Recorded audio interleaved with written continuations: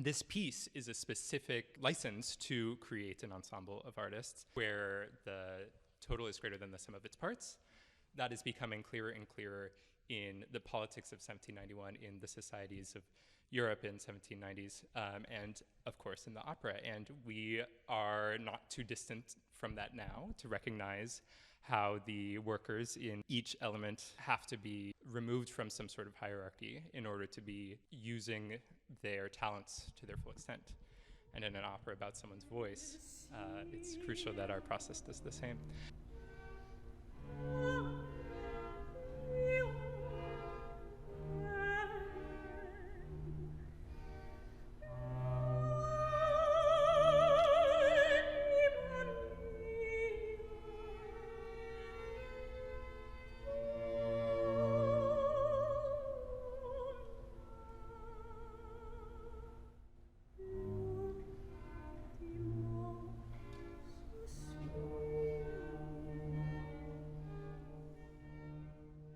I'm struck by how quickly the stance becomes one not of problem finding, where you're trying to discover interesting things to do and to say, but one of problem solving.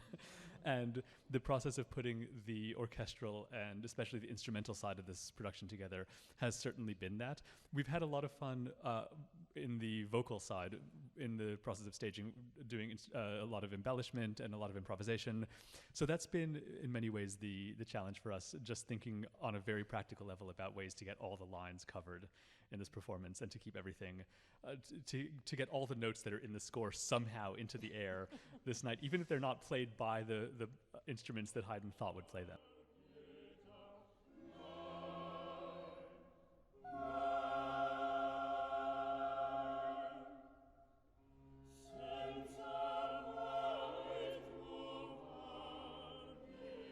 The liberties that I see, especially with the score and how we bring that what is written and animated and it becomes a full-blown scene, is really interesting to me.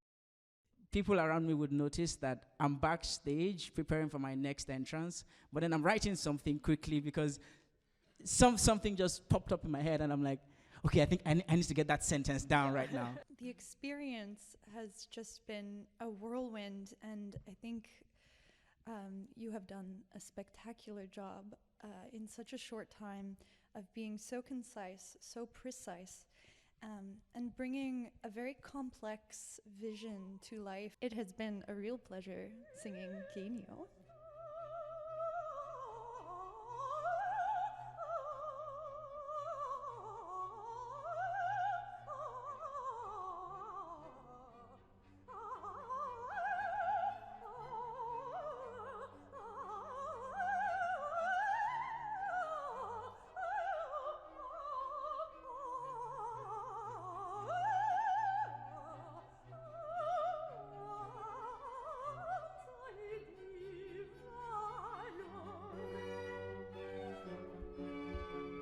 I give Orpheus very specific rules, and I tell him exactly what he needs to do. I give him the laws of nature, and I tell him to follow them. And just like Deirdre was saying about hubris, he does follow me for a time. He follows nature. He's very much in tune with it in some aspects, in some ways, until his hubris gets the better of him.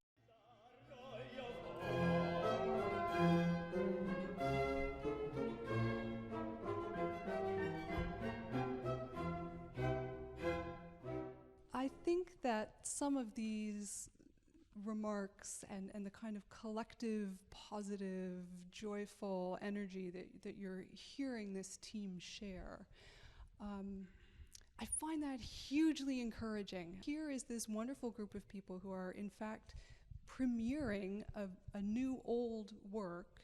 What an encouraging thought. I sort of expected last night that maybe Haydn would take a bow afterward. Because we had this lovely opportunity to see the freshness and energy that I associate with new work, with contemporary work. Limited rehearsal time, everybody pitching in, we're gonna make this show happen. And I think there's an energy that indie opera has understood for a long time. but that is also shared in this world of historical performance. How beautiful that Haydn created this in 1791, and it's still important to us, it's still moving to us, it's still interesting for us, and it still brings us together. And one of the weird things that popped out the most to me, one of the things of the story that popped out the most to me was Creonte's call for war. And I know early on in January, Nico planted that seed with us of this idea of what kind of world where a father would call for war after his daughter dies.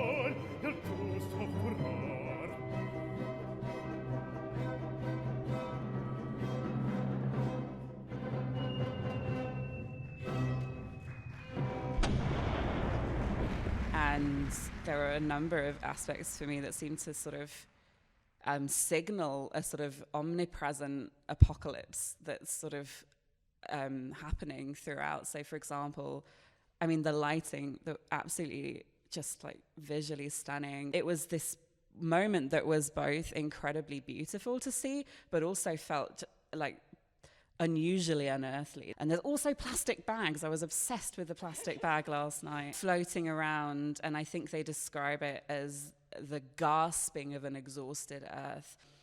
There were so many different sonic aspects of the design, the voice of Pluto, the little ASMR crinkling on the microphone, the various odd, strange, unusual sounds that we hear throughout that are kind of Haydn and kind of you guys. And that's kind of what I was hearing, is this sort of darkness of the earth in its existential throes, creaking and grieving and moaning and wailing.